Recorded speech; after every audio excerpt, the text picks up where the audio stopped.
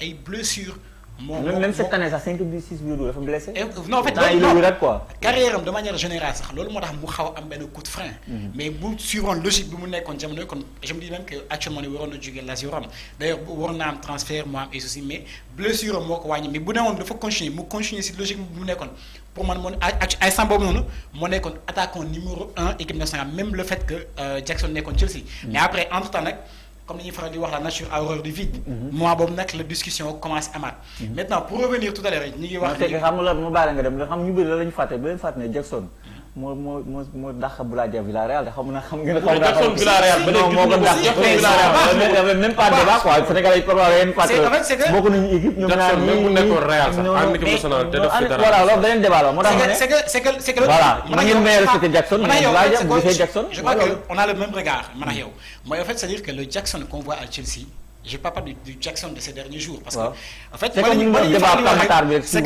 le football il est ingrat mais le football a changé mais le football il est ingrat parce que dernière performance yi lañu lay juger mais le Jackson de il y a je sais pas il y a le mois de décembre le Jackson là si ce Jackson a vendu le Sénégal plus talentueux que Boulaye Dia talentueux plus de nangam am nga ce droit voilà plus de qualité mais par contre on est football mondial ñu tegee Jackson te Boulaye Dia ñu xam ne bokkuñu sa discussion ban poste lay jouer Jackson ñaata attaquant ñoo ko gën a talentueux non mais ñaata voilà les foofu la gënee Jackson su ko Jackson gënee talentueux Boulaye Dia moo ko gën a jàpp ne Jackson mën na mën a Boulaye Dia moo ko daax a dugal te sax avoir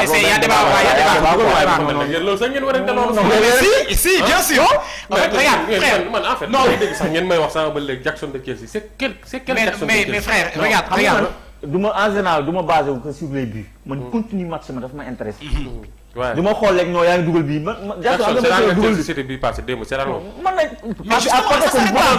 addu wax ci loolu xanaa xamu leen le vrai problème de Chelsea Jackson daf ci bokk waaw Jackson da gis nga Jackson ak Martinez ñooy problème mu Chelsea dafa dem war a dem wuti ji attaquant de pointe dafa war a dem wuti ji gardien le haut niveau exigeant amul ay sentiment yi de saa yi Nicolas Jackson man mi sax dama ko défendre mais boo seetaanee contre City sa waay nañ jël affaire u sénégalais bi yëpp teg fële on parle de City on parle d'équipe on parle de très haut niveau Jackson il n'est pas sérieux Jackson gis nga jour da ngay jéem a défailler tout avant des limites mais Jackson dafa war a surpasser quoi je dama daaneel rapidement je te rejoins si tu me dis le gardien franchement il y a longtemps qu'on aurait dû le changer parce que Chelsea et Jackson kii beneen ci léegi su leen débat ñëwal si. non dama koy répondre 2 secondes. nit Nkunku mu ngi foofu noonu yenn joueurs yi ngi foofu noonu nañ leen fa teg ñu xool. c'est pas pour rien que coach bi di teg ba léegi nii di teg Jackson. mais yaa ngi souvent non c'est comme si on connaît bon bref c'est notre débat. pour revenir à l'équipe nationale du Sénégal c'est encore la question maa ngi. c'est pas la question la mu nekk doon question parce que ñu ma dugg ci yéen gars la mu nekk doon question bi sax encore une fois. donc non da nga doon xool da ngay andi leeral par rapport ak donc lii reçu wax wala lii bi léegi xam qu'est-ce qu'on va faire. vu que si fin émission bi gars yi si lañ nekk nii dañuy dem si yeneen poule yi ñu wax que noo leen gisee ban poule moo leen gën a marqué ban poule ngeen gisee mooy poule de la mort ñu jéem a laal loolu ñu jeexal émission vu le temps. et en fait tout à l'heure moi là où je voulais revenir tout à l'heure ça m'est revenu ni ma bëggoon revenir tout à l'heure c'était par rapport à Habib Diarra et au fait de quand on parlait de cadre en fait chaque fois bon peut-être nag nit ku nekk ak sa regard nag maa ngi gis même Bamba sax la photo maa ngi koy nuyu au passage di nuyuwaale Khadim ñëw au passage. waaw d'accord mooy gis nga Bamba la photo sax yow la àndal maintenant man damay wax la mu tax xam nga tey jii nii la mu tax ma def choix boobu noonu au-delà de la performance yi xam te ne Idrissa Gana Gueye li mu nekk def mooy li comme li ñu doon wax non je suis pas un pro Gana forcément non j'aime bien Gana Gueye comme j'aime bien d'autres joueurs mais li tax ma koy wax mooy pour moi l'expérience est très importante encore plus ici en Afrique Habib Diarra il n'a pas encore fait de Coupe d'Afrique à proprement dit. Est-ce que vous voyez ce que je veux dire? Et aujourd'hui pour moi il y a ce qu'on appelle les cadres c'est pas loolu lu ñuy banaliser. moo tax saa bi mu waxee da ngay génn Mendy nii génn Koulibaly non mais loolu mënul nekk saa yi. mais mu nekkul ci forme non mais day génn foofu laa waxee. même yeggali quoi même loolu ça se fait pas du tic loolu ça n'existe nulle part et ça n'existera jamais dans le football loolu mënul fa ne. muy football mi parce que loolu amul même ma yeggali bi ma ñëwee au milieu de terrain aujourd'hui supposons tu as un Gana Gueye qui affiche l'état de forme bi mu nekk di affiché nii. Tu as un Pape Gueye boo xam ne je dis que Pape Gueye pour moi le profil qu'il a il est le seul à l'avoir en équipe nationale du Sénégal on est tous d'accord. Écoute ce que je te dis dégloo ma xel non je te laisse répondre maintenant je dis Pape Gueye le profil qu'il a il est le seul à l'avoir en équipe nationale du Sénégal. non dama la laaj man. déjà premièrement déjà t'as pas un autre gaucher déjà pour commencer. Déjà pour moi c'est important dans le football aujourd'hui.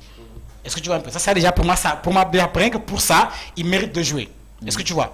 Idrissa Gana Gueye en tant que sentinelle, ce qu'il fait, il y a aucun autre milieu de terrain qui peut le faire en équipe nationale du Sénégal. On est tous d'accord. Nampalys def na plus. Ben Nampalys dafa bàyyi Nampalys li mu def bref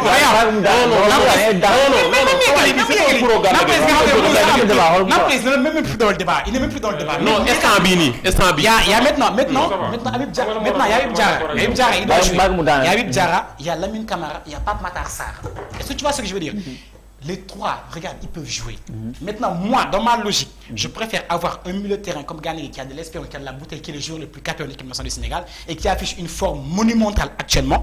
Je préfère mettre un Pape Gueye qui, pour moi, par rapport à son profil technique, par rapport au pied gauche, par rapport aux frappes de loin, etc., il est le seul dans son registre. Là, maintenant, je préfère le mettre accompagné avec Lamine Camara. Il sera ce fameux box-to-box. À tout moment, tu peux te permettre de faire rentrer Habib Diarra, tu peux te permettre de faire rentrer un Pape Matar Sarr. Habib Diarra, c'est vrai, il est dans une forme exceptionnelle. On le suit à Strasbourg, je le dis chaque jour. Mais c'est pas, mais pour moi, actuellement, Lamine Camara est devant Habib Diarra. En fait, le fait cadre, tout ça, mais si, ça existe. Je trouve que ça existe. Et surtout, moi, si je les joueurs, pour moi, quelqu'un n'a pas fini à la place, pourtant, il devait faire partie des cadres. Mais quand même, pas Matar Sarr. C'est lui que je vis, parce qu'en fait, logique. Binek club, c'est pas la même logique qu'on retrouve en équipe nationale du Sénégal. Et il faut que nous rejoindre Nyon, Jackson.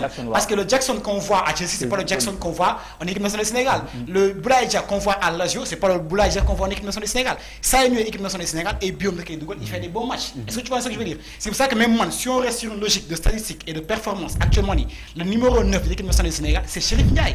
Frère, Boudé ay but, Boudé ay bokk ci jeu bi, ay par rapport à l'um ñu mujjé won, Chérif Ndiaye mo wara nek suñu attaquant bu jeexal.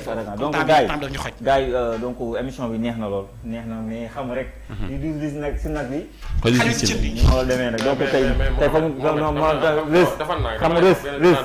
nga mu dem waa 30 secondes wax ko vite fait waaw. xam nga la laa bëgg ngeen xam ko maanaam Sénégal ak système bu ñu mënti teg bu ñu mënti teg laa la wax man bu kii ay affaire de gauche yi muy wax noonu sa waay Real Madrid ban trio la teg les 3 Ligue des Champions Casemiro Kroos Modric ay lan lañ Barça ban trio la amoon Xavi Iniesta Busquets ay lan lañ man gëwuma ay kii gauche la ak droitier la gis nga Sénégal ak système mun mënti teg laa la wax de 4-2-1 ak 9-1-1 Habib Diarra ak Lamine Camara waruñu toog si banc bi loolu laa wax. Pape Gueye waroon toog banc moom tamit. Pape Gueye gars yi ñoo ko gën performant instant bi. Pape Gueye c'est le joueur qui répond toujours présent en équipe nationale. boo ko tegee ba séance kaw moom en 20 secondes ñu non xam nga man non fenn laay conclure muy maanaam équipe nationale ko man laa bëgg mu jeex fi comme genre Moustapha bi ni ñuy xalaatee que ni équipe nationale amul lu ñu fiy jàppal tànk nga Mohamed non dama tànk non ma ñëw non ma damay leer non may wax loolu mo waxul damay leer non jàppal non mais da ngay may wax carte am d'accord carte bu nekk forme day xaar mais bu laay jël nekk carte nga bëgg a jël Jackson di ko ci yow nga am cas sa temps parce qu'il n'est pas non mais justement mais yow moo gën a nekk cadre que Jackson mais justement parce qu'il n'est qu'est-ce que je vous dis je commence par vous dire que Boulaye Dia c'était pas les blessures temps d'absence bi mu am noonu Boulaye Dia mais yow Gana Gueye dernièrement en équipe nationale Gana Gueye ñëw ñoom Habib Diarra ñëw ñoom Lamine Camara ñëw booy gën koo performer équipe nationale Gana Gueye ñaata la fi dugg dugul dara la retrouvé waat niveau mais Moussa nañu wax dëgg dernier match Sénégal non déglu ma dernier match Sénégal yi ñun on a tous vu Gana Gueye jouer moo yàq suñu match yëpp bëgg la dëgg la nag entre-temps non defal nànk entre-temps waaye na si mujjël ko neex di jël coup franc yi di dóor sa waay Gana il est en forme d'accord loolu suñu avantage mais ci kaw booy yi xaar deuxième mi-temps Gana du fubal ci kaw Pape Gueye du fubal ci kaw Habib Diarra du fubal ci kaw Lamine Camara encore une fois de question de défendre kii wala kii que ça mais Gana Gueye ci kaw booy yooyu deuxième mi-temps lay ñëw coach bi moo ko sant mais yow Gana Gueye ñu lan la ñuy gis monsieur centenaire Alice fi la doon ñëw nekk joueur di ko joueur ay box di ko joueur ay numéro 8 mais niveau Sénégal bi mu dafa nak léegi coach bi ko waxee léegi dama tirer coup franc après ñu yeggali ko nekk de tirer coup franc day tirer coup franc ko waxee nekk tirer coup franc da ngay papa yéenay bokk ñeen wax mais bokkul ay angle yi ñu koy wax mais c'est ça mu comprendre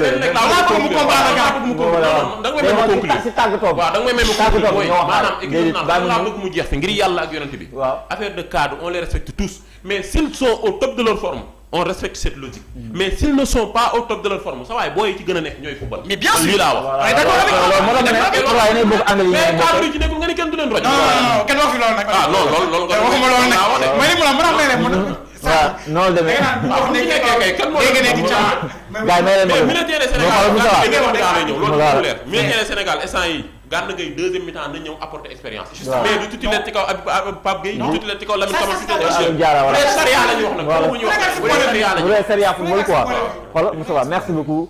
donc si gars yi il faut ñu def tàggatoo vu le temps xam nga donc vu xam nga rek émission bi ñu waroon wax bëri na football européen bi et tout.